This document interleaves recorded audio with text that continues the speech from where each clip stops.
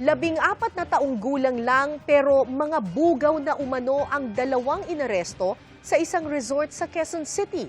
Ang kanilang target na parokyano, mga dayuhan. Nakatutok si John Consulta. Sa surveillance video ng NBI Special Action Unit sa isang resort sa Novaliches, Quezon City, nakuhanan ang aktual na pag-abot ng pera ng NBI undercover sa isang umano'y bugaw. Pagkakuha ng senyas, pumasok na ang mga ahente. Taga kami? NBI ha? Upo muna kayo. Yung pera. Tayo ngayon. Asan yung pera? Arestado sa entrapment operation ang dalawang bugaw na parehong 14 anyos lang. Nasa jeep naman ang 11 babaeng edad 13 hanggang 16, gayon din ang isang 19 anyos. Ayon sa NBI, sangkot sa sex tourism ang grupo na ang target na parokyano, mga dayuhan. Ang modus nila nga sa internet, nag-i-encourage ng mga turista, ng mga foreigner para mag-alok ng mga sexual favors doon sa mga makakausap. At pati yung mga turistang nandito na sa Pilipinas, sila rin, ganun din ang nagiging pag-alok. Kaya nagkasatay ng operation at dito nga natin nahuli at napag-alaman ng mga minor de edad lahat yung involved dito sa pangyayaring to. Pina-medical check-up ang sinagip at mga inaresto mga babae. Ang isang nakakalungkot po na balita rito, yung pong parang pinakang principal doon po sa human trafficking na to, ay 14 years old at ngayon po ay kasalukuyang pong buntis nung idinaan po sa physical test po ng DSWD. Tinurnover na ng NBI sa DSWD ang dalawang minor de edad na suspect habang sasailalim sa intervention ang mga nasagip na biktima. Gusto namin ipaalala po sa mga magulang na atin pong pag-ingatan at bantayan ang atin pong mga anak, lalong-lalo na po yung mga minor de edad. John Consulta, nakatutok, 24 oras.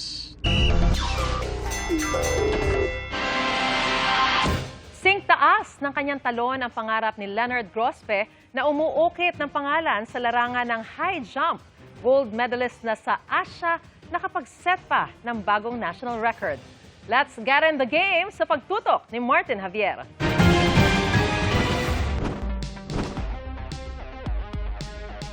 Reaching new heights ang karera ng 24-year-old high jumper na si Leonard Grospe. After winning bronze sa 2025 Southeast Asian Games noong December. Gold medal naman ang naiuwi niya sa nagdaang Asian Beach Games na ginanap sa Sanya, China. Hindi rin po talaga kasi expected kasi nga po, world level nga po yung kalaban namin. Nung nanalo po kami ng gold, sobrang saya po talaga na. Dahil first time mo yun, paano ka nag-adjust dun sa competition? Hindi rin po namin alam na wala po siyang latag. Napansin lang po namin doon, sobrang dulas po, tapos malambot po yung lupa. Matapos ang panalo sa Asian Beach Games. Sa NCAA naman, nagpasiklab si Leonard, winning his second gold medal para sa Mapua University. And in the process, nag-set pa ng panibagong national record na 2.22 meters. Mga kapuso, 2.22 meters, ganito kataas ang tinalo ni Leonard para maset ang national record sa high jump dyan po sa New Clark City. Ito ang pangatlong national record ni Leonard simula 2023, kung saan napasag niya ang 17-year national record ng kanyang coach na si Sean Guevara. Feeling grateful talaga. Kasi nakikita natin yung lahat ng pagod, lahat ng sakripisyo, nagbunga po. Tubong Aurora si Leonard. Sa height niya na 6'1", sinubukan muna niya ang basketball at track bago mapansin at ma-recruit ni Coach Sean. Ngayon, tinatrabaho nila ang exposure pa sa international competitions at makapag-training sa ibang bansa para patuloy na mahasa ang galing ni Leonard. Hopefully ma-approve yun kasi ang laking advantage kasi kung doon kami nag-training. Ang goal ko ngayon sir is ma-reach natin yung Olympic standards, dapat maka-qualify tayo. Actually, pag base sa performance kasi, almost nandun na siya. Pag tumalon siya ng 225 pataas, he will be starting to earn a lot of points sa World Athletics. Habang si Leonard nagsisikap ma-achieve ang Olympic standards. Ako, sa basics muna. Try na natin yung standing backflip. Medyo static. Ito yung motion natin mamaya. Yun! 4 na steps yung kukunin natin. Yung scissor jump, i-apply na natin. Pag tumalon ka dito, yung knee drive mo, itatapon mo doon sa direksyon na yun, magkakaroon ka ng rotation. So, yun yung technique para makahiga ka. Subukan na natin mag-high jump. 1, 2, 3, go. Yes, sir. Okay. Solid. Na-execute natin. Success! There you have it mga kapuso. Ngayong araw, nakausap natin ang ating national record holder sa high jump na si Leonard Grospe na nanalo din ng gold medal sa Asian Beach Games 2026. So this has been Martin Javier, Leonard Grospe. keeping you in the game. Bilyon-bilyong pisong investments ang ipinangako ng mga Japanese business leaders sa pakikipagpulong nila kay Pangulong Bongbong Marcos. Anumang oras ngayong gabi naman ng working dinner ng Pangulo at ng Japanese Prime Minister bilang bahagi ng state visit. Mula sa Japan, nakatutok live si Ivan Mayrina. Ivan. Yes, Atom, ongoing na yung working dinner na yan na nabanggit mo pero kakatapos nga lamang ng kanilang bilateral meeting si Pangulong Bongbong Marcos at Prime Minister ng Japan na si Takaichi Sanae. Sa kanilang joint press conference ngayon lamang, kabilang sa mga inanunsyo ng dalawang lider na napagkasunduan sa larangan ng depensa ang pagsisimula ng formal na negosasyon para sa palitan ng classified military information sa pagitan ng defense authorities ng dalawang bansa. Gayon din ang paggawad sa Pilipinas sa mga barkong kung tawagin ay Abukuma destroyers o mga warships ito, Atom. Sa larangan naman ng kalakalan at pamumuhunan, isang tax convention ang pinirmahan para maiwasan ang double taxation sa pagitan ng dalawang bansa. Wala pang ibinigay na detalye Malacanang kaugnay nito pero inaasahan magpapaganda sa business environment at cross-border investment ang kasunduan sa pagitan ng Pilipinas at Japan. Suportado rin ng Japan ang chairship ng Pilipinas sa ASEAN ngayong taon. Gayon din ang kandidatura ng Pilipinas para sa non-permanent seat sa UN Security Council. May mga kasunduan din na mas maigting na kooperasyon sa agrikultura at pangisdaan, sa health services, human development, space development, artificial intelligence o AI. I am pleased to announce that we have elevated our relationship from a strengthened strategic partnership to a comprehensive strategic partnership. This milestone reflects the strength, depth, and breadth of our ties as we respond to the evolving challenges and opportunities of our time.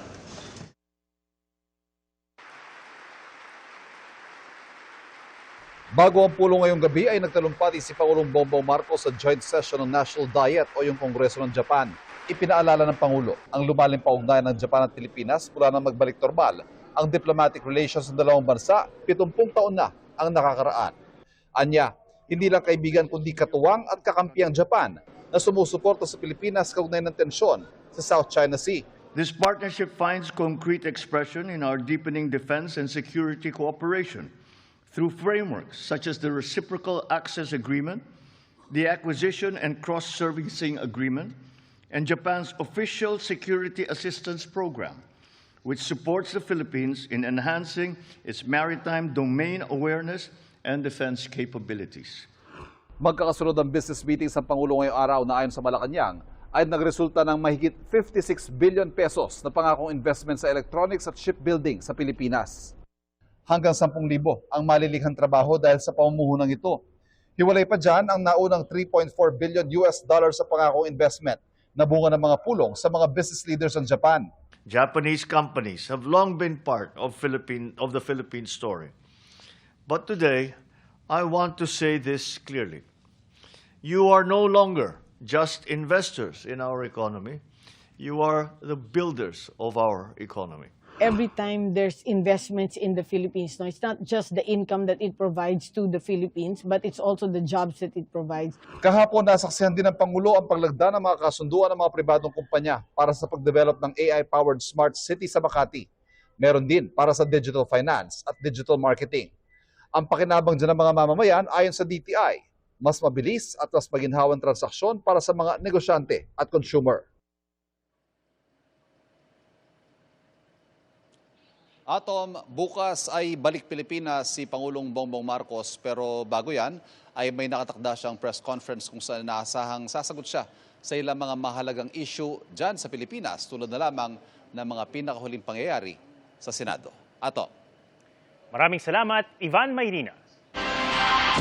Ilang linggo nang may aksyon, iyakan at sagutan kaya binansagan ng ilan na Senate flicks ang mga nagaganap sa Senado. Pero sabi ng ilang eksperto, kailangan nang makamove on mula rito ng mga senador. Dahil kung magpapatuloy daw ang ganitong sitwasyon, taong bayan ang talo.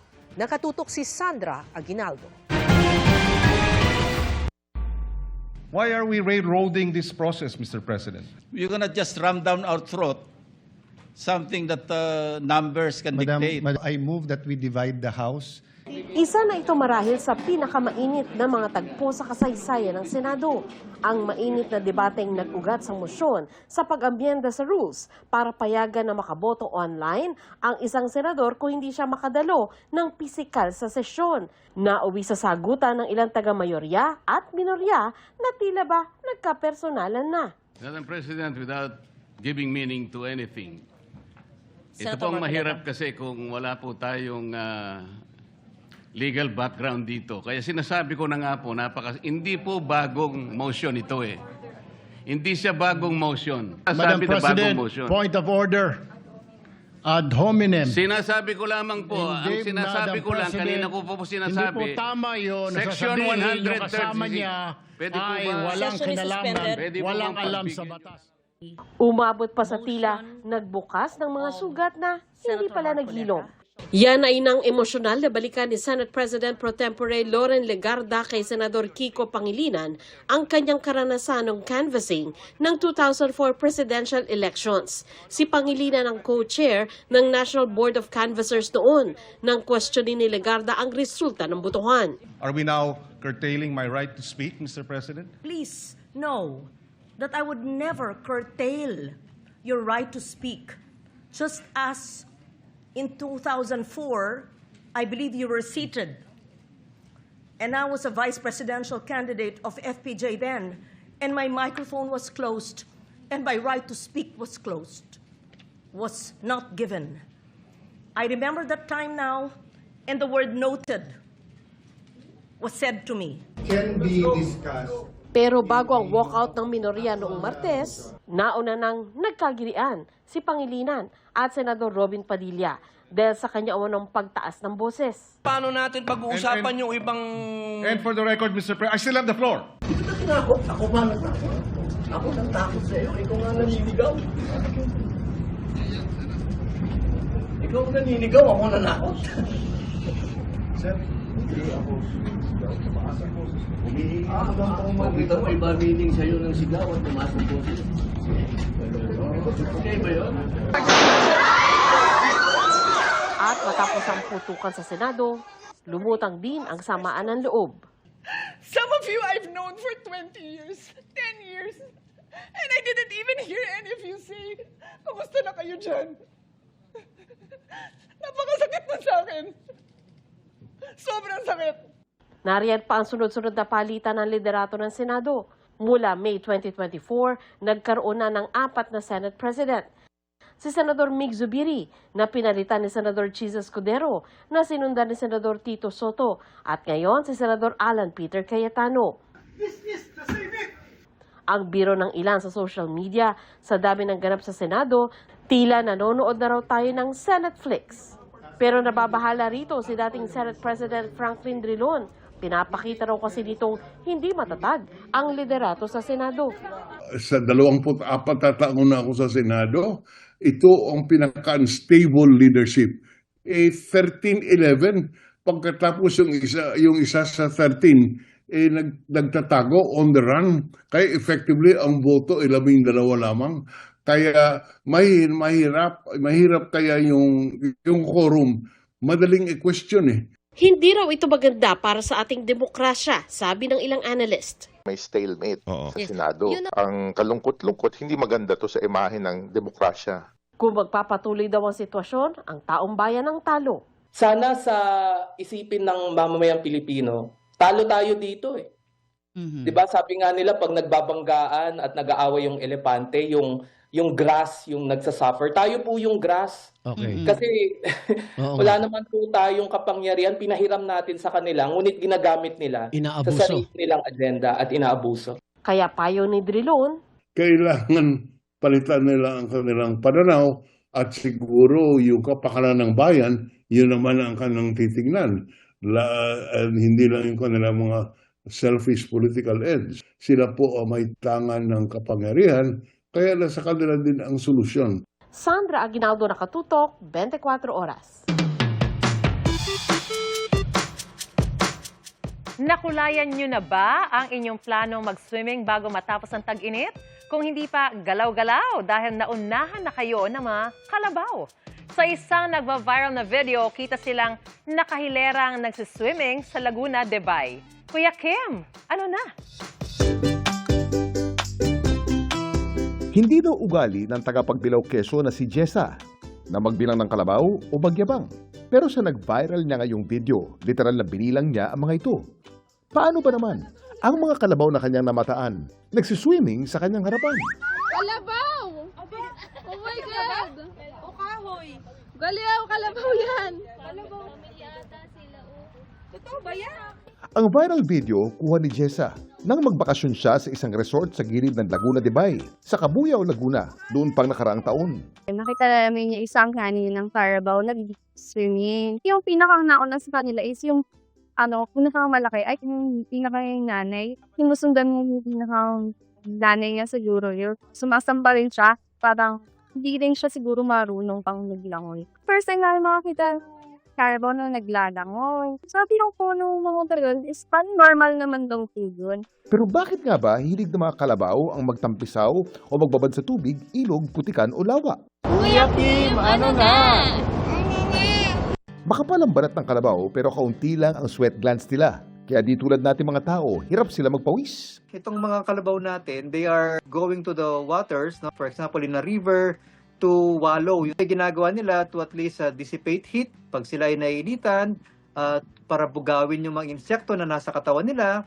Minsan pumupunta din sila sa river para banlawan yung kanilang mga putik na nasa katawan nila.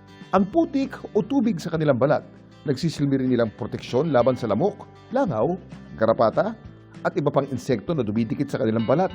At katulad ng ibang hayop, komportable at nakaka-relax para sa kanila ang malamig na tubig, lalo na kapag kakatapos lang nilang magtrabaho sa bukid. May paliwanag naman ang veterinaryo kung bakit nakahilera mga ito nang mabidyohan ni Jessa. Ito yung tinatawag nating filial imprinting. They are following their mother kung saan man siya pumupunta. Like in cycling or like in any other sports, they are going against the current. They are swimming in a straight line. This is actually their strategy to conserve energy. Laging tandaan, kimportante ang may alam. Ito po si Kuya Kim at sagot ko kayo, 24 oras. Magpapasok ka na naman. Pero alam niyo bang noong nakaraang school year, may mahigit 1 milyong estudyante sa senior high school ang umabot sa grade 11 kahit hirap maintindihan ang kanilang mga binabasa. Nakatutok si Tina Panganiban Perez. Nakakalungkot, pero hindi na nakakagulat sa marami ang mga batang hirap makabasa. Pero paano kung high school na, nakakabasa, pero hirap intindihin ang binabasa? Ganyan ang halos 1,300,000 grade 11 students sa buong bansa. Nasa senior high school na, o para mga tito at tita, ka-level ito ng mga nasa first year college na noong wala pang K-12. Yan ang lumabas sa March 2026 Senior High School Literacy Assessment ng DepEd na iniulat ng Second Congressional Commission on Education o EDCOM2 sa isang hearing sa Kamara kanina. 1.4 million grade 11 students ang inassess. 1.3 million ang hirap umintindi ng binabasa. Only 12% of learners in the 11th grade level are independent learners or readers that are fully able to comprehend and understand as expected from their grade level what the outcomes or the information is supposed to be. Sa bilang na yan, halos 6 sa bawat 10 ang nasa frustration level o pinakamababang level o halos wala nang naiintindihan sa binabasa. Halos 3 naman sa kanila sa bawat 10 ang nasa instructional level o kailangan ng tulong ng guro para maintindihan ang binabasa. Sinisi ng isang party list group na mga guro ang sistemang tila nagbibigay insentibo kapag maraming pumapasa. Well, yan talaga ang nagpapakita nung kabuuang failure ng K-12 program. Systemic yung problema. at yung mga incentives at all levels, from the individual, from the teacher level to the school level, hanggang sa buong sistema, para magtuloy-tuloy ang takbo ng sistema, kailangang ipasa. Pero hindi lang mga grade 11 ang may problema. 40% of all learners from across all grade levels still struggle in terms of their reading comprehension. Wala sa pagdinig si Education Secretary Sonny Angara, pero binanggit niya ang isa sa mga strategiya na nagdiin sa pag-unawa imbes na pagkakabisado ng binabasa. Atakihin natin yung training ng ating mga teachers para yung training ng pagturo, hindi lang yung pagme-memorize ng mga bagay. Yung mas importante yung pag-intindi. Ngayong Mayo rin, inilunsad ang ARAL program para alalayan ang mga hirap magbasa, pati mga hirap sa math. Pero matagal pa bago magkaalaman kung epektibo yan. Siguro panahon na sabihin din sa atin ng DepEd, teka, bigyan nyo rin kami ng konting panahon. Ma-adjust namin. Hindi dapat kami mag-implement ng half-baked lang na hindi naman namin fully ma-implement ng tama. Ngayong pasukan din magsisimula ang 3-term school calendar. Ibig sabihin, 3 grading period. Mas mahaba ang pagitan ng mga exam. Pero sabi ng Education Committee ng Kamara, whether 3 SEMs o 4 quarters, ang resolba po doon, kailangan nilang ayusin yung competencies at yung curriculum. Sobrang dami ba nung hinihingi sa kanilang gawin katulad competencies? pero pakiusap ng mga guro, huwag itong madaliin at subukan muna sa iilang lugar ang bagong sistema. Hanggat maaari po sana ay i-halt natin yung implementation kasi marami talaga kailangan ihanda po no? At pinaka-importanting ihanda po yung ating mga guro. No? Tina Panganiban Perez, nakatutok, 24 oras. Kahit first time mag-host para sa isang game show, easy lang yan kay Heart Evangelista dahil game na game din siya sa chikahan. Kamusta naman kaya ang kanyang experience sa hosting with Sparkle artist Sean Lucas? Makichika kay Aubrey Carantel. Very enthusiastic si Heart Evangelista sa kanyang unang sabak bilang game show host sa newest Kapuso original game show na The People Have Spoken. Bukod sa kanyang kikay personality, tiyak makikita rin dito ang kanyang pagiging machika. It was easy for me to accept kasi nung gusto ko kasi yung balitaktakan ng sagutan ng mga Q&A. And in this show, it's really interacting with the people and their thoughts. And it's a good way din to educate yourself for certain things na, iba tayo na pananaw, pero okay, gets kita. So, bet na bet ko. Makakasama ni Heart ang Sparkle actor and host na si Sean Lucas, na surreal pa rin daw ang pakiramdam to be co-hosting with Heart. It's totally new to me. Kaya wala, I'm just trying to take it all in. Nakatulong naman daw kay Sean ang kanyang exposure sa pag-host sa unang hirit at TikTok Lock. I get to talk to the people talaga. Minsan nasa tondo kami, nasa kung saan kami, nagpapa-quiz ako. So parang kung sino-sino nakakasalamuha ka doon. Kumusta naman kaya ang hosting experience ni Heart with Sean? Gumising din kami ng 4 a.m. Meaning to say, pareho kami, pantay kami sa hustle, sa pagtrabaho, sa pagiging very professional. And matalino siyang tao eh. So, hindi siya mahirap kabatuhan kasi gets ko siya, gets niya ako, tapos ang talino niya. And by the way, he's single. Sa media conference ngayong araw, nabigyan din ng pagkakataon ng piling miyembro ng media na maglaro sa game show. Ang contestants, tatanungin ng kanilang sagot sa iba't ibang topic o issue. Kailangang mahulaan ang most popular answers ng 100 studio audience sa bawat tanong. Kunwari, okay lang ba na makipagkaibigan ka sa ex mong jowa? Mga situations mga situations. Na parang merong isa na parang kung mali yung sukli sa'yo ng cashier mo sa mall, sasaoli mo ba kahit malayo yung bahay mo? So, nakakatawa siya for celebrities to judge kasi makikilala nyo talaga ang mga characters nila. Kung saan sila nanggaling, bakit sila ganun mag-isip. Bawat episode, iba't ibang celebrity contestants mula sa iba't ibang larangan at industriya ang maglalaro. Different kinds. So, iba-iba talaga yung pananaw nila. But at the same time, alam mo din yung mga taong punong-puno ng wisdom. Meron akong isang na-guest, malapit na akong iyakan, ganyan. Nag-open up na siya ng love life niya. Mapapanood na ang The People Have Spoken simula sa June 6. Aubrey Carampel, updated sa showbiz happenings. Anak, my chika this Thursday night. Ako po si Iya Arellano, Miss Cara, Miss Maris, Atom. Thanks, Iya.